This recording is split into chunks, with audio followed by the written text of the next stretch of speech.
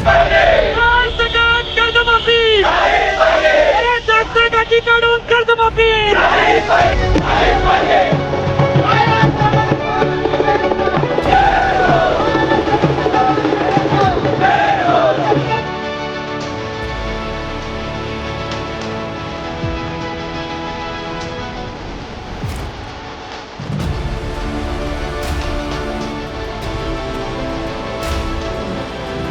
आज खरं तर भारत हा कृषीप्रधान देश आहे, परंतु भारतामध्ये सगळ्यात जास्त आत्महत्या शेतकऱ्यांच्या होतात।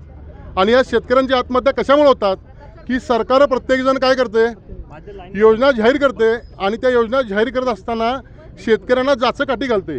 त्यामुळं मागील 2 योजनांचा आम्ही अभ्यास केला असता 30 ते 35% शेतकरी हे योजनांपासून वंचित राहिलेले आहेत, त्यांची कर्जमाफी झाली नाही।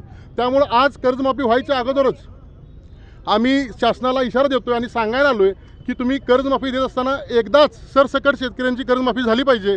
मागच्या वेळी ज्या पद्धतीनं माजी आमदार यांच्यावर 5 वर्षात 966 कोटी रुपये खर्च होते दर 5 वर्षाला, तर पेन्शन असू दे, भत्ते असू दे, महागाई भत्ते असू देत, आणि आमच्या शेतकऱ्यांना मात्र एखादं 2 लाखाचं 50,000चं कर्ज माफ करताना 10-12 जाचकाठी घातल्या जातात। आज मला शासनाला आणि प्रशासनाला एकच सांगायचं आहे, ज्यावेळी शेतकऱ्यांची कर्जमाफी होईल प्रशासनानं कुठलीही चूक त्या शेतकऱ्याच्या बाबतीत होता कामा नये।